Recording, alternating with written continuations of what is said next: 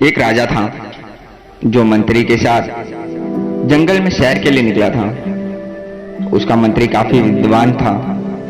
सैर करते करते राजा थक जाता है तो एक पेड़ के छांव में बैठ जाता है। उस पेड़ के ऊपर 4 तोता थे।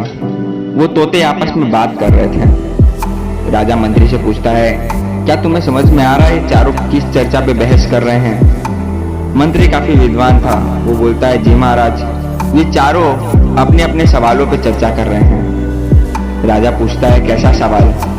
मंत्री बोलता है, पहले तोता के पास सवाल है कि ऐसा कौन है जो यहाँ है पर वहाँ नहीं है। दूसरा तोते के पास सवाल है, ऐसा कौन है जो वहाँ है और यहाँ नहीं है।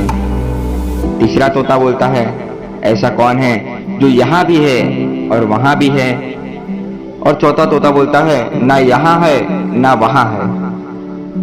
राजा चारों सवालों को सुनता है तो वो भी सोच में पड़ जाता है कि हाँ, ऐसा कौन हो सकता है जो यहाँ है वहाँ नहीं, वहाँ है यहाँ नहीं, यहाँ भी है वहाँ भी है और वहीं वहाँ भी नहीं है और यहाँ भी नहीं है। राजा भी इन चारों सवालों का उत्तर ढूंढने में बिजी हो जाता है। वो जाता है अपने राजमहल में तो सभी को बोलता है कि ये 4 सवाल है मेरे पास, इसके उत्तर निकालो। मंत्री भी इन सवालों के फेर में फंस जाता है, उसे भी समझ में नहीं आता है।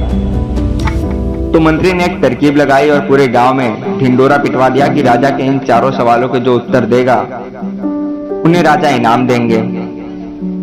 तो एक चोर आता है और राजा को बोलता है, मुझे आप पहले इनाम दो तो मैं इसका उत्तर बताऊंगा।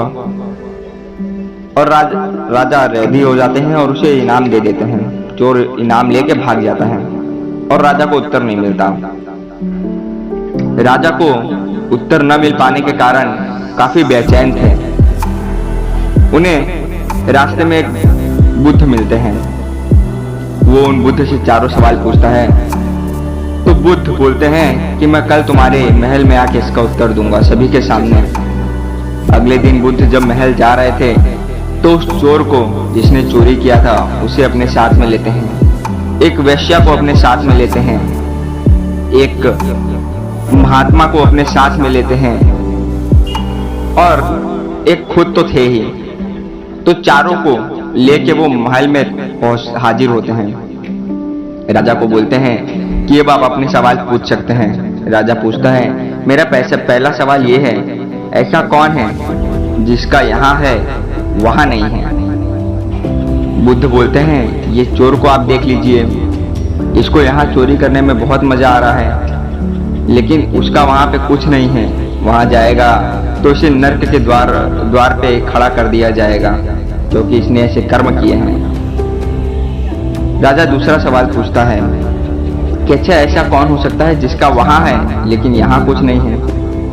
वो उन महात्मा को अपने सामने हाजिर कर देता है और बोलता है कि इन महात्मा को आप देख सकते हैं, इनका यहाँ पे कुछ नहीं है, सब मोह माया को इन्होंने त्याग दिया है, लेकिन वहां पे उनका सब कुछ है, वहां इनको सब कुछ मिलेगा।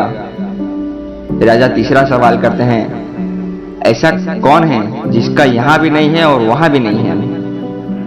बुद्ध बोलते हैं कि इस वेश्या को देख लीजिए, इसका ना यहाँ कोई था और जिस हिसाब से इसने कर्म किए हैं इसका ना वहां कोई रहेगा ना वहां कुछ मिलेगा।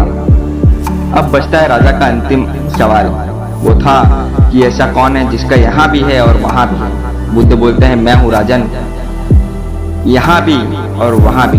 राजा को समझ में आ जाता है कि इन 4 सवाल से राजा क्या समझाना चाहते थे। वो समझ जाते हैं कि बुद्ध मुझे क्या समझा रहे हैं कि अपने कर्म ऐसे रखो कि यहाँ भी आपको मिल सके और वहाँ भी फल मिल सके, ना ही किसी दुष्कर्म का तुम्हें फल प्राप्त हो।